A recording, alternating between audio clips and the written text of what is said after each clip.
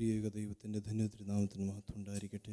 ബഹുമാനപ്പെട്ട ഷാജി അച്ഛൻ, ഇടവകയുടെ trustee, joint trustee, 2014 trustee secretary, സഭാ മാനേജിംഗ് കമ്മിറ്റി ആയിരിക്കുന്ന ശ്രീ പി ജി വിൽസൺ, കർത്താവിനാൽ അനുഗ്രഹീതരെ, നമുക്കൊരു മിക്സ്ഡ് ക്രൗഡാണ് ഇന്നിപ്പോൾ നമ്മുടെ മുമ്പായി ഇരിക്കുന്നത്. പ്രായം കൂടിയവരുമുണ്ട്, പ്രായം കുറഞ്ഞവരുമുണ്ട്. എനിക്ക് തോന്നുന്നത് ഒരു 3 ജനറേഷൻ നമ്മുടെ ഇടയിൽ ഇവിടെ ഉണ്ട് എന്ന് ഞാൻ വിശ്വസിക്കുന്നു. 3 ജനറേഷൻ എന്ന് പറയുമ്പോഴത്തേന് ക്രിസ്മസ് ആഘോഷങ്ങൾ 3 ജനറേഷനിലും കണ്ടവരിവിടെ ഉണ്ട്. പണ്ട് ക്രിസ്മസ് ആഘോഷിച്ചവരും, പിന്നെ നമ്മളെല്ലാവരും ആഘോഷിക്കുന്നവരും, നമ്മുടെ കുഞ്ഞുങ്ങളും ഇനി ആഘോഷിക്കുവാൻ പോകുന്നവരും. ക്രിസ്മസിൻ്റെ മെസ്സേജാണ് എൻ്റെ ഇതിൽ വേണ്ടി പി കെ രാജൻ ഇട്ടേക്കുന്നത്.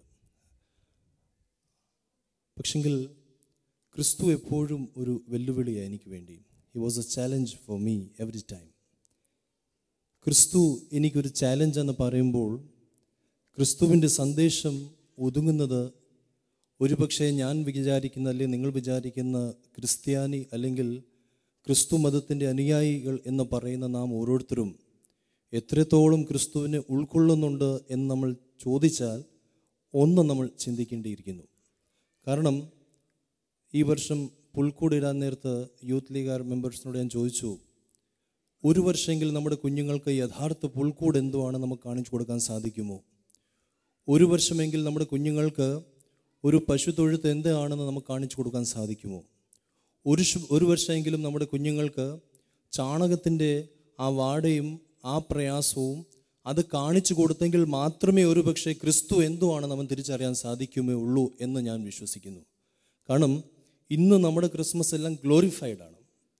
നമ്മുടെ വീടുകളിൽ നമ്മൾ വെക്കുന്ന പുൽക്കൂടുകളാകട്ടെ, ക്രിസ്മസ് ട്രീസ് ആകട്ടെ, റിച്ച് പ്ലം കേക്ക് ആകട്ടെ, നമ്മുടെ ആഘോഷങ്ങളാകട്ടെ, ഇതൊക്കെ നമ്മൾ വാസ്തവത്തിലേക്ക് യാഥാർത്ഥ്യത്തിൽ നിന്ന് മാറിപ്പോയിക്കൊണ്ട് നമ്മളെല്ലാം ആഘോഷിക്കുന്ന ആഘോഷങ്ങൾ മാത്രമാണ്. ഒരിക്കൽ ഒരു വ്യക്തി ബുദ്ധൻ്റെ അടുത്ത് വന്നിട്ട് പറഞ്ഞു, what should I do to take salvation, അല്ലെങ്കിൽ ഞാൻ രക്ഷ പ്രാപിക്കാൻ വേണ്ടി ഞാൻ എന്തു ചെയ്യണം? ബുദ്ധൻ പറഞ്ഞു, നീ ഒരു ബുദ്ധനായിട്ട് മാറണം. നീ ഒരു ബുദ്ധനായിട്ട് മാറിയില്ലെങ്കിൽ നിനക്ക് ഒരിക്കലും രക്ഷ കിട്ടത്തില്ല. ക്രിസ്തു മതത്തിലെ ഓരോ വ്യക്തികളും ഓരോ ക്രിസ്തുവായിട്ട് മാറിയില്ലെങ്കിൽ ഒരിക്കലും ഈ മതത്തിൽ നിന്ന് നമുക്ക് രക്ഷ കിട്ടത്തില്ല. നാം ഓരോരുത്തരും ക്രിസ്തുവായി മാറുവാൻ വേണ്ടിയാണ് നമ്മൾ ദൈവം ക്രിസ്ത്യാനിയാക്കി മാറ്റുന്നത്. കർത്താവിൽ പ്രിയരെ, ക്രിസ്മസിൻ്റെ ആഘോഷങ്ങളുടെ ഇടയിൽ ക്രിസ്തുവിനെ യഥാർത്ഥമായിട്ട് സ്വീകരിക്കാൻ എനിക്ക് സാധിക്കുന്നുണ്ടോ?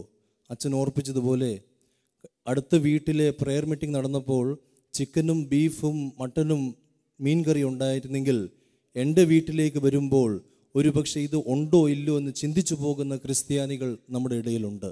അങ്ങനെയാണെങ്കിൽ ഒരു പക്ഷേ അറിഞ്ഞോ അറിയാതെയോ ക്രിസ്മസ് എന്ന് പറയുന്നത് ധനികരുടെ മാത്രമായിട്ട് മാറുന്ന ഒരു ആഘോഷമാണോ എന്ന് ചിന്തിച്ചു പോകേണ്ടിയിരിക്കുന്നു. എന്നാൽ വേദപുസ്തകം മുഴുവൻ പഠിച്ചെടുത്താലും, എന്നാൽ വേദപുസ്തകത്തിന് ഓരോ അനുഭവങ്ങൾ നമ്മൾ വായിച്ചെടുക്കുകയാണെങ്കിൽ തീർച്ചയായിട്ടും ക്രിസ്മസ് എന്ന് പറയുന്നത് ദാരിദ്ര്യത്തിൻ്റെ ഒരു അനുഭവമാണ്.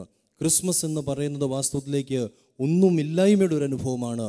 കാരണം ഒരു ശിശു ജനിക്കുമ്പോൾ അതിനെ പൊതിയാൻ വേണ്ടി തുണികളില്ലാതിരിക്കുമ്പോൾ കന്യക മറിയാം തൻ്റെ സ്വന്തം വസ്ത്രം കീറി ആ കുഞ്ഞിനെ പൊതിയുന്ന അനുഭവമാണ് ക്രിസ്മസ് എന്ന് പറയുന്നത്.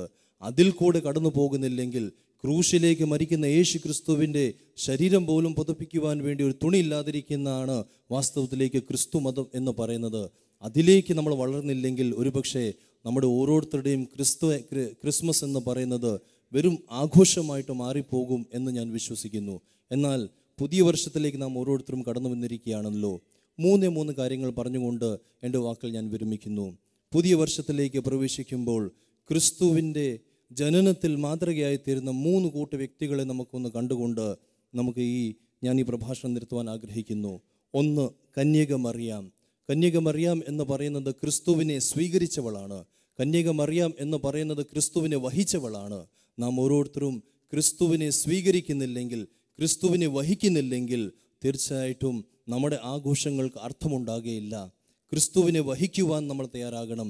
ക്രിസ്തുവിനെ സ്വീകരിക്കുവാൻ നമുക്ക് തയ്യാറാകുവാൻ സാധിക്കണം. അതാ യേശു ക്രിസ്തു പറയുന്നത്, എന്നെ അനുഗമിക്കുവാൻ ആഗ്രഹിക്കുന്നവർ എന്തു ചെയ്യണം? സ്വയമേ ത്യാഗം ചെയ്തുകൊണ്ട് തൻ്റെ സ്വന്തം കുരിശു വഹിക്കണം എന്നാണ് പറയുന്നത്.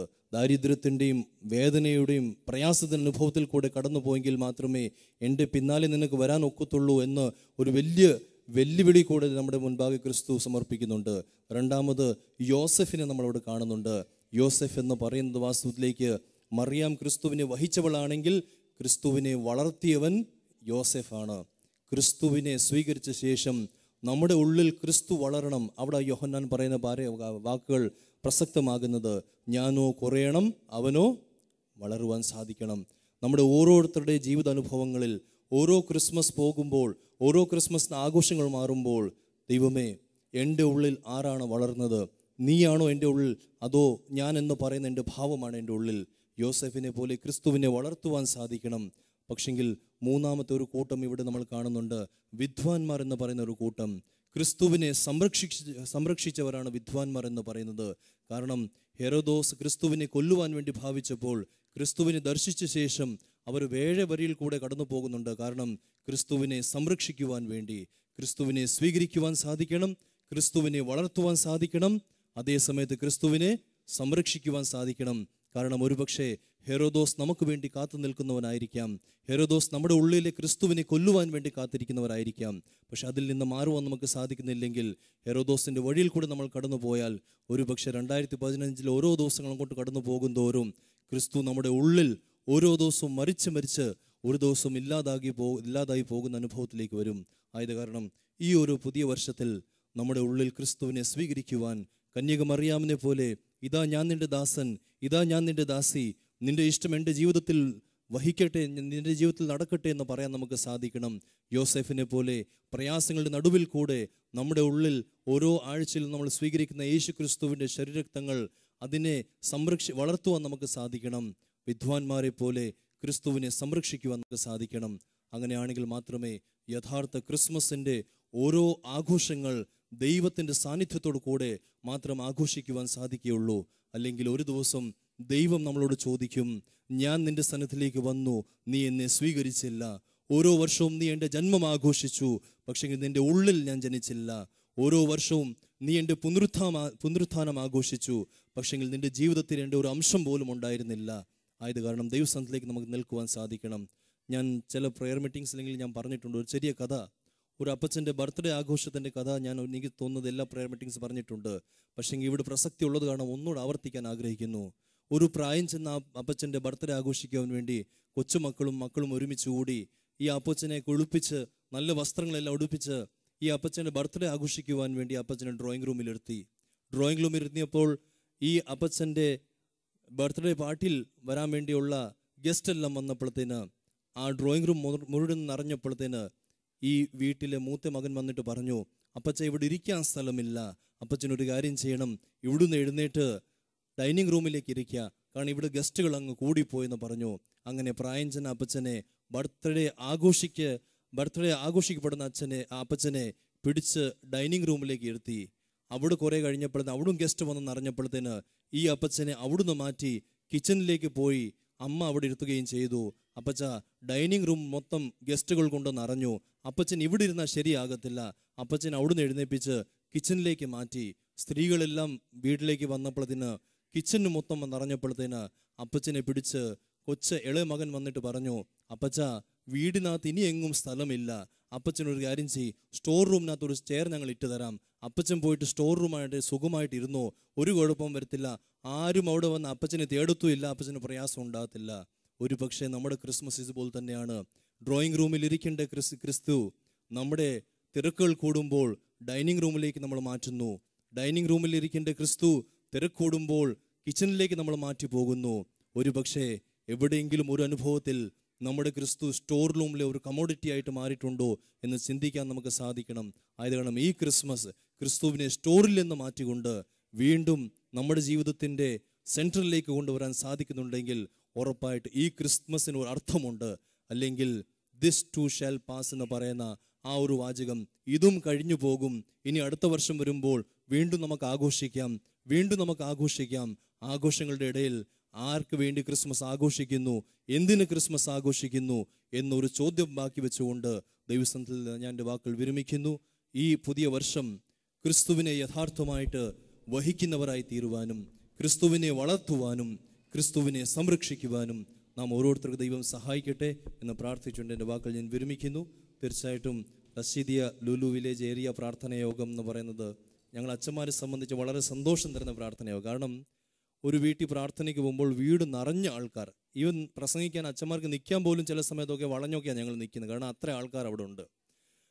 എനിക്കിത് ദുബൈയിൽ അത്ര ഒരു ഒരു ഒരു നിറഞ്ഞ ഒരു ഒരു ഒരു ഒരു ആ ഒരു അനുഭവം കറാമയിൽ മാത്രമേ ഉള്ളൂ ഞാൻ കണ്ടിട്ടുള്ളത്. അത് എല്ലാം നിങ്ങളുടെ പരസ്പരം സഹകരണമാണ്. അതാണ് വാസ്തവത്തിലേക്ക് നമ്മുടെ ഏറ്റവും വലിയ മെസ്സേജ് എന്ന് പറയുന്നത്. എൻ്റെ കൂടെയുള്ളവൻ എൻ്റെ വീട്ടിൽ വന്ന് പ്രാർത്ഥിക്കണം. എൻ്റെ സമൂഹത്തിലുള്ളവൻ അവൻ്റെ ക്ഷേമം അന്വേഷിക്കുവാൻ എനിക്ക് അവൻ്റെ അടുത്ത് പോകണം. പക്ഷെങ്കിൽ ഇപ്പം പി കെ രാജനൻ പങ്കൾ പറഞ്ഞതുപോലെ 300 പേര് നമുക്കിപ്പോൾ ഉണ്ട്. പക്ഷെ എനിക്ക് തോന്നുന്നത് റഷീദിയ ലുലു വില്ലേജ് ഇൻ്റർനെറ്റ് മൊത്തം ഏരിയ നമ്മൾ നോക്കുവാണെങ്കിൽ ഒരു പക്ഷേ 1000 വീടുകൾ കാണും. നമ്മുടെ അടുത്ത് 300 പേരേ ഉള്ളൂ. കൈനോട് ദൈവം ചോദിക്കുന്നുണ്ട്, നിന്റെ സഹോദരൻ എവിടെ? ഈ ഒരു ഗെറ്റ് ടുഗെദർ അടുത്ത വർഷമാവുമ്പോൾ, ഇപ്പോൾ എനിക്ക് തന്നെ ഏകദേശം 500 പേര് ഇവിടെ ഉണ്ട്. ഈ ഹോൾ മൊത്തം നിറയണം. നമ്മുടെ സഹോദരന്മാരെ കണ്ടെത്താൻ നമുക്ക് സാധിക്കണം. നമ്മുടെ ഓരോ വീട്ടുകാരെ നമ്മൾ കണ്ടെത്താൻ സാധിക്കണം. നമ്മൾ അവരെ കണ്ടെത്തില്ലെങ്കിൽ അവരെ ആരെങ്കിലും കണ്ടെത്തി അവരെ കൊണ്ടുപോകും. നമ്മുടെ കൂടെ നിൽക്കുന്നവനെ അവനെ തേടിയെടുക്കുവാനും അവനെ വിളിക്കുവാൻ സാധിക്കണം. കാരണം വേദപുസ്തകം തുടങ്ങുന്ന 2 ചോദ്യങ്ങളിലാണ്. ഞാൻ മുമ്പേ ഓർപ്പിച്ചതുപോലെ, ഒന്ന് കൈനോട് ദൈവം ചോദിക്കുന്നു, ആദാമിനോട് ദൈവം ചോദിക്കുന്നു, ആദാമേ നീ എവിടെ? അതിൻ്റെ ഉത്തരം എത്തിയെങ്കിൽ വീണ്ടും ദൈവം ചോദിക്കുന്നത്, നിന്റെ സഹോദരൻ എവിടെ? വേദപുസ്തകത്തിൻ്റെ സാരാംശം ഇതിൽ തന്നെയാണ്. നീ എവിടെയാണ്? നിന്റെ സഹോദരൻ എവിടെയാണ്? ഈ 2ന്റെ മറുപടി കണ്ടെത്തുവാൻ ദൈവം നമ്മളെ സഹായിക്കട്ടെ. അടുത്ത വർഷം ഗെറ്റ് ടുഗദർ റഷീദിയ ലുലു വില്ലേജിൽ കൂടുമ്പോൾ എനിക്ക് തോന്നുന്നു ഈ ചെയർസ് എല്ലാം വെച്ചേക്കുന്നത് അതെല്ലാം നമ്മളിൽ ഓക്യുപ്പൈ ചെയ്ത രീതിയിൽ വരും എന്ന് ഞാൻ വിശ്വസിക്കുന്നു. നമ്മുടെ എല്ലാ വീട്ടുകാരെയും, നമ്മുടെ പള്ളിയിൽ ഇല്ലാത്തവരെയും നമ്മുടെ ഇടയിൽ കൊണ്ടുവന്ന് നമ്മുടെ ഒരുമിച്ച് ഒരു നല്ലൊരു ഗെറ്റ് ടുഗദർ നടത്തുവാൻ ദൈവം നമ്മളെ സഹായിക്കട്ടെ. ദൈവം നമ്മളെ അനുഗ്രഹിക്കട്ടെ എന്ന് പറഞ്ഞുകൊണ്ട് വാക്കിൽ വിരമിക്കുന്നു. ദൈവം നമ്മളെ അനുഗ്രഹിക്കട്ടെ.